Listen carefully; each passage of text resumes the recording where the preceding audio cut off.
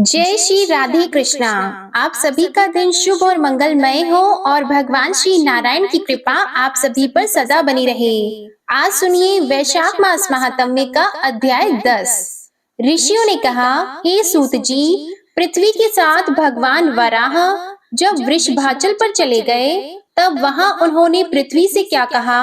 महामते, वह सब प्रसंग हमें सुनाइए। तब सूत जी बोले, मुनियों, आप सब लोग पूर्व काल की पुण्यमयी कथा श्रवण करें। पहले वैवस्वत मनवंतर के परम पवित्र सत्य युग में वराह रूपधारी पृथ्वीपति देवेश्वर भगवान विष्णु नारायण गिरी पर निवास करते थे। उस समय पृथ्वी देवी अपनी सखियों के साथ उनकी सेवा में उपस्थित हुई और उनके चरणों में प्रणाम करके उन्होंने भगवान के सामने यह प्रश्न उपस्थित किया, देवेश, आप किस मंत्र से आराधना करने पर प्रसन्न होंगे? जो मंत्र आपको सदा ही प्रिय है और नियम पूर्वक रहने वाले मनुष्यों को आपके परम धाम की प्राप्ति करा देता है, उसका मुझे उपदेश कीजिए। भूदेवी के इस प्रकार प्रश्न करने पर भगवान वराह ने प्रेम से मुस्कुराते हुए कहा, देवी सुनो, यह परम गोपनीय मंत्र है। इसे कभी अनधिकारी के सामने प्रकाश में नहीं लाना चाहिए। जो सेवा करने वाला भक्त तथा मन और इंद्रियों को वश में रखने वाला है, उसी को इस मंत्र का उपदेश करना चाहिए। मंत्र इस प्रकार है, ओम नमः श्री वराहाय धरण युद्धारणाय स्वाहा। मुमुक्षु पुरुषों को इस मंत्र का सदैव जप करना चाहिए। हे भूदेवी, यह मंत्र सब सिद्धियों को देने वाला है। इस मंत्र के संकर्षण ऋषि हैं और मैं ही देवता कहा गया हूँ। इसका छंद पंक्ति है, श्री बीज है। सदगुरु से इस मंत्र की दीक्षा लेकर इसका 4 लाख जप करना चाहिए और घी तथा मधु मिलाए हुए खीर का हवन करना चाहिए। अब मैं अपने स्वरूप का ध्यान बता रहा हूँ, जो अंतःकरण को शुद्ध करने वाला है। हे समुद्र वसनी, मेरे अंगों की कांति शुद्ध स्फटिक गिरी के समान श्वेत है। खिले हुए लाल कमल दलों के समान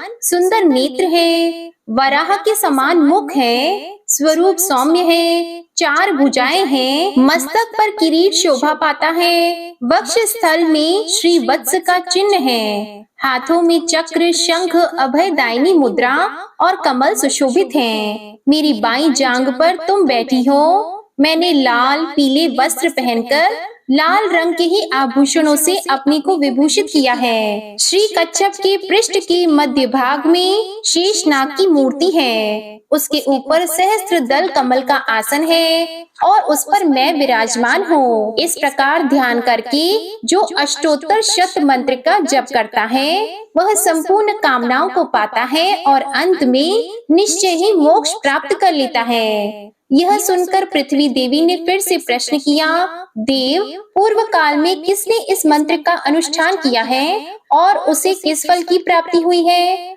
तब भगवान वराह ने कहा, देवी, पहले कृत युग में धर्म नामक महात्मा मनु ने ब्रह्मा जी से इस मंत्र को प्राप्त किया और इसी पर्वत पर उसका जप करके मेरा प्रत्यक्ष दर्शन पाया। फिर मुझसे अभीष्ट वरदान प्राप्त करके वे मेरे पद को प्राप्त हो गए। पूर्व काल में इंद्र दुर्वासा के शाप से स्वर्ग भ्रष्ट हो गए थे। उस समय इसी मंत्र से यही मेरी आराधना करके उन्होंने फिर से स्वर्ग का राज्य प्राप्त कर लिया। हे भूदेवी, अन्य मुनियों ने भी इस मंत्र का जप करके परम गति प्राप्त की है। सर्पों के स्वामी अनंत ने कश्यप जी से इस मंत्र को पाकर श्वेत द्वीप में इसका जप किया और उसी से अद्भुत शक्ति पाकर वे पृथ्वी को धारण करने में समर्थ हुए हैं। इसलिए पृथ्वी की अभिलाषा रखने वाले मनुष्यों को इस लोक में सदा ही इस मंत्र का जप करना चाहिए। श्री भगवान वराह कहते हैं, हे महादेवी पृथ्वी, मैं तुम्हें एक पवित्र इतिहास सुनाता हूँ, सुनो। वैवस्वत मनवंतर के आदि सत्य युग में वायु देवता का बड़ा भारी तप देखकर लक्ष्मी निवास भगवान विष्णु श्री देवी और भूदेवी के साथ स्वामी पुष्करिणी के तट पर आए। इसके दक्षिण तट पर परम पवित्र आनंद नामक विमान में वे श्री लक्ष्मीकांत विष्णु सदा वायु देवता का प्रिय करते हुए निवास करते हैं। तभी से कुमार कार्तिकेय द्वारा निरंतर पूजित होकर भगवान ऋषिकेश इस विमान पर अदृश्य भाव से रहते हैं और आगे भी रहेंगे। पृथ्वी देवी ने पूछा, मनुष्यों की दृष्टि में न आने वाले भगवान विष्णु किस प्रकार यहाँ उन्हें प्रत्यक्ष दिखाई देंगे? तब भगवान वराह ने कहा, देवी, महर्षि अगस्त्य ने इस पर्वत पर आकर सनातन देव भगवान विष्णु का दर्शन किया और 12 वर्षों तक आराधना करके उन्हें बारंबार प्रसन्न किया। इसके बाद भगवान से यह याचना की कि प्रभु, आप सदा यहाँ निवास करें और सब लोगों को आपका प्रत्यक्ष दर्शन होता रहे। उनके ऐसा कहने पर श्री भूदेवियों के साथ भगवान विष्णु इस प्रकार बोले, देवर्षि, मैं तुम्हारे संतोष के लिए यहाँ समस्त देहधारियों को प्रत्यक्ष दर्शन देता हुआ निवास करूंगा, परंतु यह विमान कभी किसी की दृष्टि में नहीं आएगा। भगवान का यह वचन सुनकर अगस्त्य मुनि प्रसन्न होकर अपने आश्रम को चले गए। तब से भगवान विष्णु मुनियों के ही ध्यान में आने वाले इस विमान पर मनुष्य आदि प्राणियों की दृष्टि के विषय होकर चतुर्भुज रूप से निवास करते हैं और आगे भी निवास करते रहेंगे। स्कंद स्वामी सदा उनकी आराधना करते हैं और वायु देवता सेवा में संलग्न रहते हैं। एक समय की बात है कि मित्र वर्मा की मनोरमा धर्म पत्नी के गर्भ से आकाश नामक पुत्र हुआ, जो अपने कुल का आभूषण था। शक वंश में उत्पन्न धरणी नाम वाली कन्या राजकुमार आकाश की धर्म पत्नी हुई। नृपश्रेष्ठ मित्र वर्मा ने अपने उस पुत्र को राज्य का सारा भार सौंपकर स्वयं वेंकटाचल के पास पवित्र तपोवन को प्रस्थान किया। राजकुमार आकाश महान चक्रवर्ती राजा हुए। वे एक पत्नी व्रती थे। केवल अपनी धर्म पत्नी धरणी के प्रति ही उनका मन अनुरक्त था। एक दिन उन्होंने यज्ञ के लिए आरणी नदी के किनारे भूमि का शोधन कराया। जब सोने के हल से पृथ्वी ज्योति जाने लगी, तब बीज की मुट्ठी बिखेरते समय राजा ने देखा पृथ्वी से एक कन्या प्रकट हुई है, जो कमल की शैया पर सोई हुई है। वह बड़ी सुंदरी और समस्त शुभ लक्षणों से संपन्न थी। सोने की पुतली सी शोभा पा रही थी। उसे देखकर राजा के नेत्र आश्चर्य से खिल उठे। उन्होंने उसे गोद में उठा लिया और यह मेरी ही पुत्री है, ऐसा बार बार कहते हुए मंत्रियों के साथ बड़े प्रसन्न हुए। इसी समय वहां आकाशवाणी हुई, राजन, वास्तव में यह तुम्हारी ही पुत्री है। इस सुंदर नेत्र वाली कन्या का तुम पालन पोषण करो। यह सुनकर राजा के मन में बड़ी प्रसन्नता हुई। उन्होंने अपने नगर में प्रवेश किया और महारानी धरणी देवी को बुलाकर कहा, प्रिय, यह भगवान की दी हुई अपनी कन्या है। इसे देखो, यह पृथ्वी से प्रकट हुई है। हम दोनों संतानहीन हैं। हमारे लिए यही पुत्री होगी। यों कहकर आकाश राज ने रानी के हाथ में प्रेम पूर्वक वह कन्या दे दी। उस कन्या के घर में प्रवेश करने पर धरणी देवी ने भी गर्भ धारण किया और समय आने पर उन्होंने उत्तम मुहूर्त में पुत्र को जन्म दिया। उस समय 5 ग्रह उच्च स्थानों में स्थित थे और सूर्य देव मेष राशि पर विराजमान थे। उस पुत्र के जन्म काल में देवताओं की दुंदुभियां बज उठी तथा राजा के घर में फूलों की वर्षा हुई। उस समय सुखदायिनी हवा चल रही थी। जिन लोगों ने महाराज को पुत्र जन्म का समाचार सुनाया, उन्हें अत्यंत प्रसन्न होकर उन्होंने जो कुछ उनके पास था सब दे डाला। केवल छत्र और चामर रख लिया। 1 करोड़ कपिला गौएं और 1 करोड़ 100 बैल दान किए। 12वें दिन का पुण्य मुहूर्त आने पर उन्होंने जात कर्म आदि क्रियाएं संपन्न की और स्वयं ही पुत्र का नाम वसुदान रखा।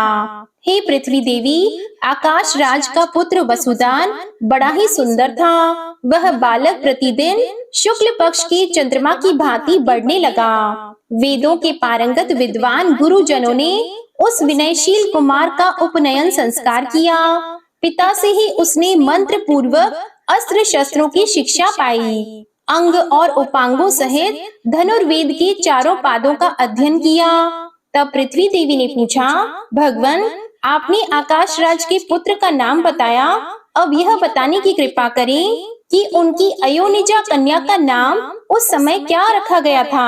भगवान श्री वराह ने कहा, देवी, बुद्धिमान आकाश राज ने उस कन्या का नाम पद्मिनी, पद्मावती और पद्मालया आदि रखा था। धीरे धीरे वह कन्या अवस्था को प्राप्त हुई। एक दिन पद्मिनी शुक और कोकिलों के कलरव से व्याप्त उपवन में अपनी सखियों के साथ विहार कर रही थी। उसी समय मुनि श्रेष्ठ नारद अचानक घूमते हुए वहां आ पहुँचे।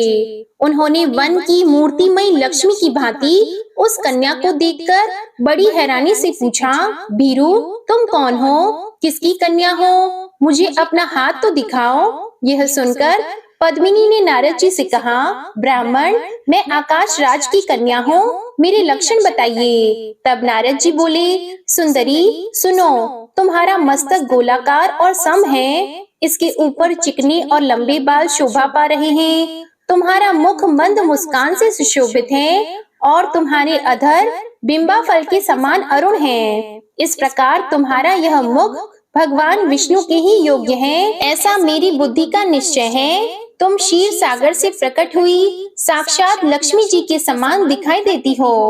भगवान वराह कहते हैं, इस प्रकार कहकर नारद जी पद्मिनी और उसकी सखियों द्वारा सम्मानित होकर वहां से अंतर्ध्यान हो गए। इसके बाद सखियों ने पद्मिनी से कहा, सखी, चलो वन में फूल लाने के लिए चलें। यो कहकर आकाश राज की कन्या के साथ वे सखियां वन में गईं और फूलों को तोड़ती हुई इधर उधर घूमने लगीं। फिर वे सब सखियां एक वनस्पति के नीचे जा बैठीं। इसी समय उन्होंने चंद्रमा के समान श्वेत वर्ण वाले एक ऊंचे घोड़े को देखा। उसके ऊपर श्याम वर्ण का पुरुष सवार था, जिसकी आकृति और कांति कामदेव को भी लज्जित कर रही थी। उसके विशाल नेत्र पद्म पत्राकार कानों के पास पहुंचे हुए थे। उसने एक हाथ में दिव्य शांख धनुष और दूसरे में स्वर्णमय बाण धारण कर रखा था। उसका कटी प्रदेश पीले रंग के रेशमी वस्त्र से आच्छादित था और शरीर का मध्य भाग बहुत ही सुंदर था। वह रत्न निर्मित कंकण, बाजूबंद और करधनी से सुशोभित था। उसकी छाती चौड़ी थी, जिससे उस पुरुष की दक्षिणावर्त नाभि अधिक शोभा पा रही थी। उसका बायां कंधा स्वर्णमय यज्ञोपवीत से चमक रहा था। इस प्रकार उस तरुण का सुंदर रूप मन को मोह लेने वाला था। उसे देखकर वे सब स्त्रियां चकित हो उठी। वह घुड़सवार एक भेड़ियों को ढूंढता हुआ वहां फूल तोड़ने वाली स्त्रियों के पास आया और उनसे पूछने लगा, इधर कोई भेड़िया आया है क्या? तब स्त्रियों ने उत्तर दिया, तुम धनुष धारण किए हमारे वन में क्यों आए हो? यहाँ के सभी हिरण अवध्य हैं। आकाश राज के द्वारा सुरक्षित इस वन से शीघ्र बाहर निकल जाओ। उनकी यह बात सुनकर सवार घोड़े से उतर पड़ा। उसने पूछा, तुम सब लोग कौन हो? यह कमल के समान रंग वाली परम सुंदरी कन्या कौन है? उसका यह प्रश्न सुनकर एक सखी ने उत्तर दिया, हे शूरवीर, ये हमारी स्वामिनी है। इनका नाम पद्मिनी है। ये आकाश राज की पुत्री हैं और इनका प्रादुर्भाव पृथ्वी से हुआ है। सुंदर शरीर वाले पुरुष, तुम अपना परिचय दो। तुम्हारा नाम क्या है और निवास स्थान कहाँ है? तुम किस लिए यहाँ आए हो? सखियों के इस प्रकार पूछने पर उस पुरुष ने मंद मुस्कान युक्त मुखा अरविंद से इस प्रकार कहा, मेरा नाम अनंत है। तपस्वी लोग रंग, रूप और नाम दोनों ही दृष्टियों से मुझे कृष्ण कहते हैं। मैं वह हूँ जिसके धनुष की समता करने वाला कोई धनुष देवताओं के पास भी नहीं है। लोग मुझे वेंकटाचल निवासी वीरपति कहते हैं। शिकार के लिए वन में आया हूँ और इस वन की शोभा देखते हुए मेरी दृष्टि सुंदरी पर भी पड़ गई। क्या यह मुझे प्राप्त हो सकती है? श्री कृष्ण की यह बात सुनकर सब सखियां कुपित हो गईं। तब कृष्ण घोड़े पर चढ़कर शीघ्र ही वेंकटाचल पर चले गए। वहां अपने दिव्य निवास स्थान पर पहुंचकर वे घोड़े से उतर गए।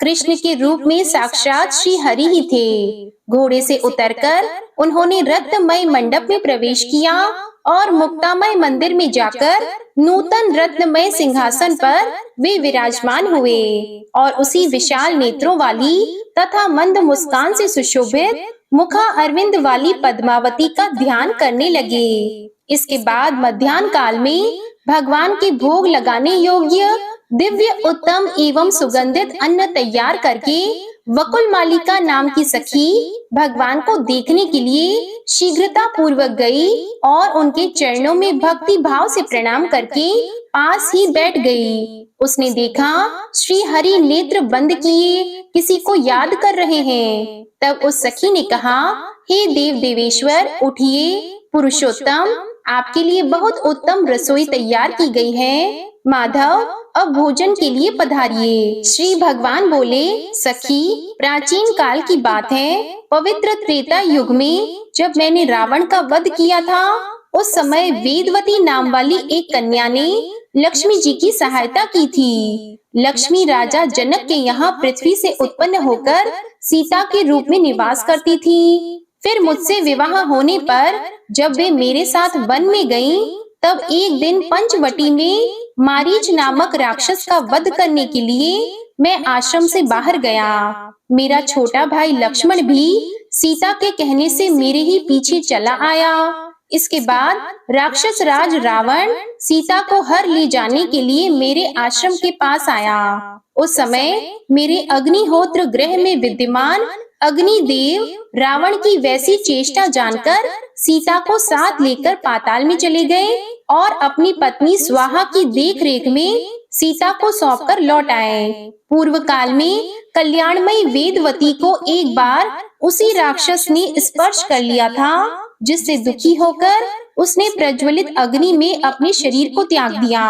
उस समय उसी वेदवती को रावण का संहार करने के उद्देश्य से अग्निदेव ने सीता के समान रूप वाली बना दिया और मेरी पर्णशाला में सीता के स्थान पर उसे लाकर छोड़ दिया। रावण ने उसी का अपहरण करके लंका में ला बिठाया। इसके बाद रावण के मारे जाने पर अग्नि परीक्षा के समय उसी वेदवती ने अग्नि में प्रवेश किया।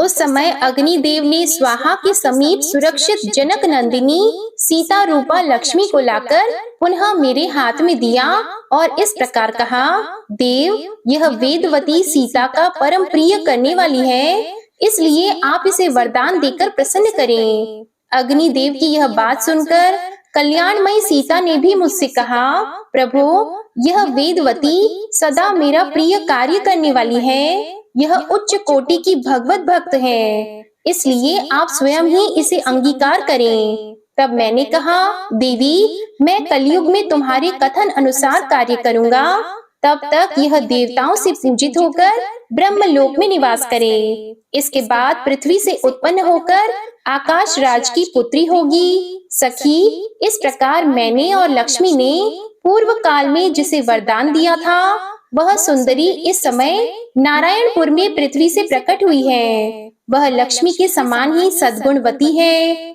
उसके नेत्र कमल के समान परम सुंदर है।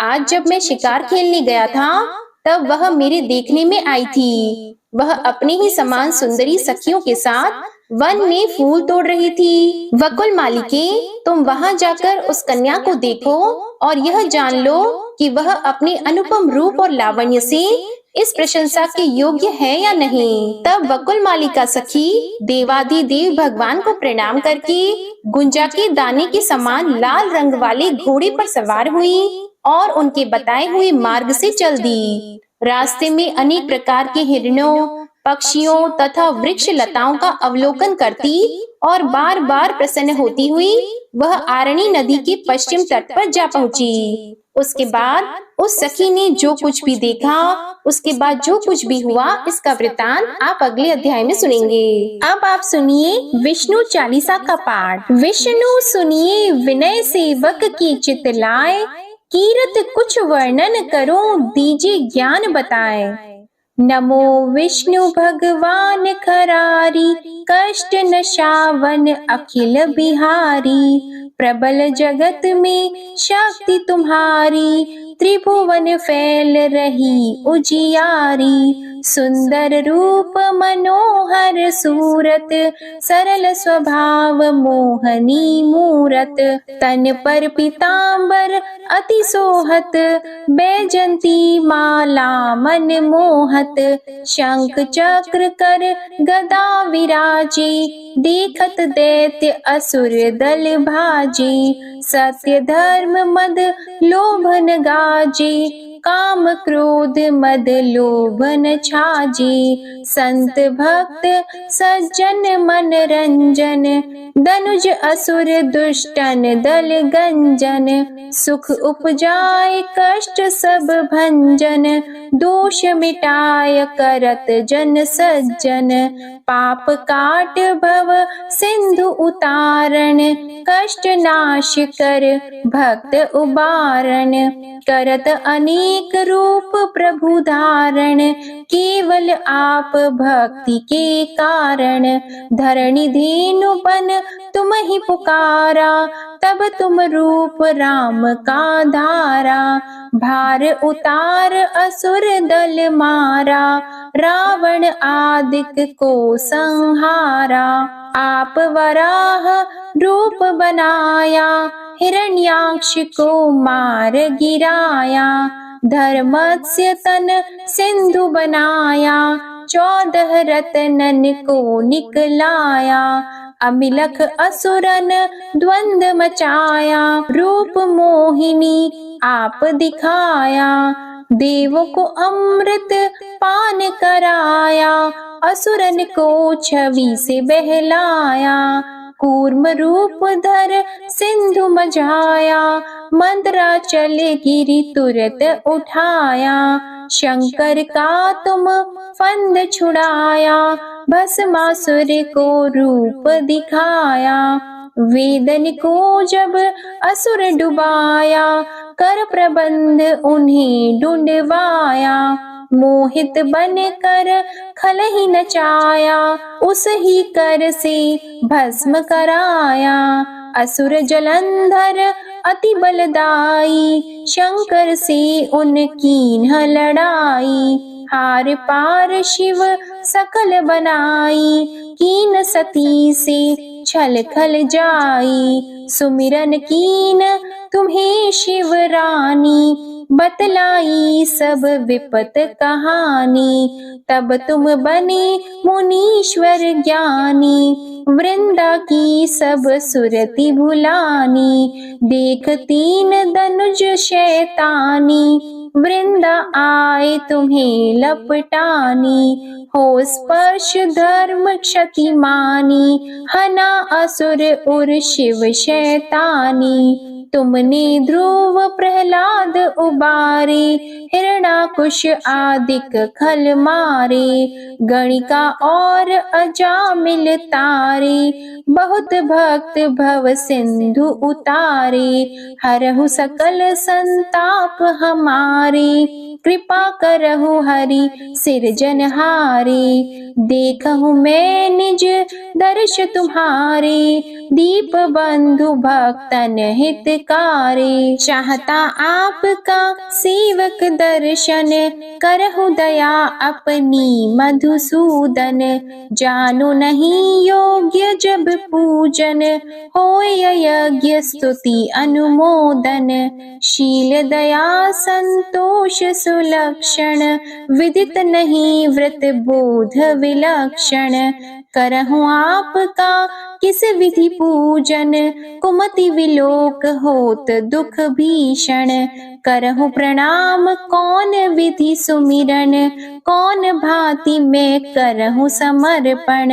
सुर मुनि करत सदा सेवकाई, हर्षित रहत परम गति पाई। दीन दुखिन पर सदा सहाई, निज जन जान लेव अपनाई।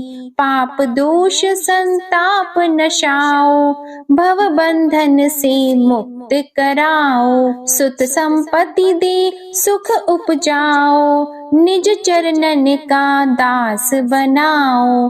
निगम सदा ये विनय सुनावे, पढ़े सुने सो जन सुख पावे। श्री विष्णु चालीसा समाप्त होती है। प्रेम से बोलिए भगवान विष्णु और माता लक्ष्मी की जय। आपको आज की कथा पसंद आए तो वीडियो को लाइक कीजिएगा, शेयर कीजिएगा, कमेंट में भगवान विष्णु जी और माता लक्ष्मी जी की जय लिखिएगा और चैनल को भी सब्सक्राइब करिएगा। इसी के साथ आज आप हमारे चैनल पर संतोषी माता की व्रत कथा और वरुथिनी एकादशी की व्रत कथा भी जरूर सुनिएगा। प्रेम से बोलिए भगवान श्री हरि विष्णु जी की जय।